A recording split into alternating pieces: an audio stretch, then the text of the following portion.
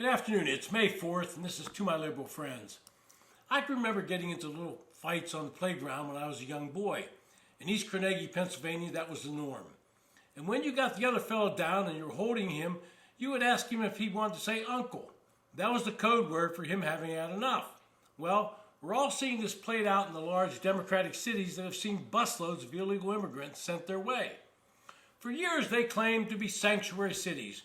You know, a place where federal law enforcement could not find and deport people here illegally. They refused to cooperate with Immigration and Customs Enforcement, ICE officers, and directed their own law enforcement agencies to refuse any request from these federal officers. I think we all know there's a crisis on the southern border. Joe Biden sent the signal to the hordes of immigrants traveling north that he was not Donald Trump and they could come to the United States. Of course, he and his immigration officials deny that he sent this signal, but even the most biased journalist in the media has been forced to admit that they are coming in record numbers because they believe Joe Biden will let them in and let them stay. It may not be true that they can stay, but they believe it, and we all know that perception becomes reality in the minds of those that want to believe it. Now, these northern cities, these sanctuary cities, have felt immune from the crisis because it was thousands of miles away. The cities and states on the border would have to deal with this flood of humanity. They were taking the high road and proclaiming themselves more humanitarian, and they would take care of those that entered their borders. But something happened that changed the calculus in this equation. Texas, which has the largest number of illegal crossings, was tired of shouldering the burden themselves. Under Biden, the number of illegal immigrants being sent back has decreased, and once again, as they enter the United States and claim asylum, they're given a hearing date and released. And of course, they've been coached on what to say, but any reasonable person understands that the vast majority of these immigrants are crossing the border for economic reasons. They've been fed the fable that the streets of the United States are paved with gold and they will be enriched once they get here. Well, Texas Governor Greg Abbott finally got tired of absorbing all the costs for these immigrants. He started offering them bus rides to cities like Chicago, New York, and even Washington, D.C., the nation's capital. And now some of these cities are getting the picture of what it costs to feed, house, and take care of thousands of immigrants. Posturing as a sanctuary city used to be fun when it meant resisting Donald Trump, but now the migrant crisis is everywhere.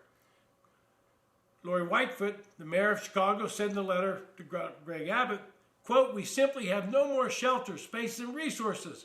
Though I'm sympathetic to the significant challenges that border cities face, this situation is completely untenable," end quote. And the outgoing mayor of the Windy City was preaching to the choir. She claimed they had shouldered the responsibility of caring for more than 8,000 men, women, and children. Now she's getting a better understanding of what cities like El Paso are dealing with, and according to the El Paso Times, they estimate there are about 12,000 immigrants poised in Juarez, Mexico, just waiting for the end of Title IX later this month, and then they intend to cross the border. My, how Mayor Lightfoot has changed her tune. In her campaign to get reelected, which, by the way, she was soundly defeated, she bragged about how she ended Chicago police cooperation with ICE officers and terminated their access to city databases, and went so far as to sign an order that city benefits would not depend on citizenship. New York's reached a point where it has financial strain and it's being noticed. As New York City was inundated with asylum seekers bust from the border last year, Mayor Eric Adams cast blame on the Republican governors of Texas, Arizona, and Florida. But when the cost to feed and house the migrants quickly escalated, Mr. Adams shifted his ire to the federal government, pressing for more emergency aid and to allow asylum seekers to work legally. On Wednesday, Mr. Adams delivered his harshest criticism yet, singling out President Biden, an ally who has placed Mr. Adams on a national advisory board for his re-election campaign. And in quoting, he said, "The President and the White House have failed New York City on this issue." End quote. Mayor Adams was saying this at a news conference, mentioning Mr. Biden by name. Mayor Adams, who has said it could cost the city as much as $4 billion to feed and house the migrants over the next few years, urged the President to provide the city with funding and to allow the arriving migrants work authorizations. By the mayor's own estimate, more than 55,000 immigrants have arrived in New York City since the spring of 2022. The majority of them are being housed and fed by the city. Some are staying in hotels that are running up large tabs, and the immigrants who are in these hotels have refused to leave these posh digs they're living in. They are now protesting being moved to shelters that have been constructed.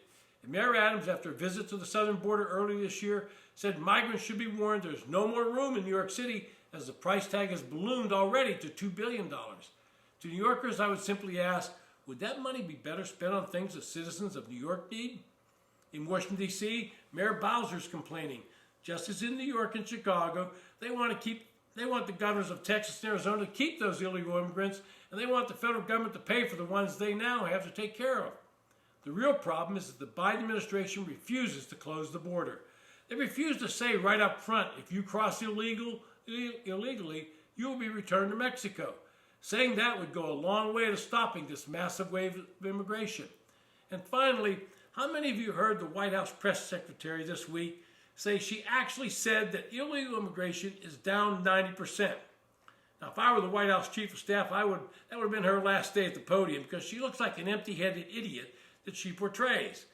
And to top this all off, the rumor now is that once Title 42 expires later this month, the administration is considering sending troops to the border, 1,500 of them. But illegal immigration is down 90%. And there's not a crisis, so why would they need to send troops? We all know the answer. They've been lying to us with the evidence in plain sight. This has been To My Liberal Friends. Thanks for listening. If you enjoy the podcast, recommend it to your friends.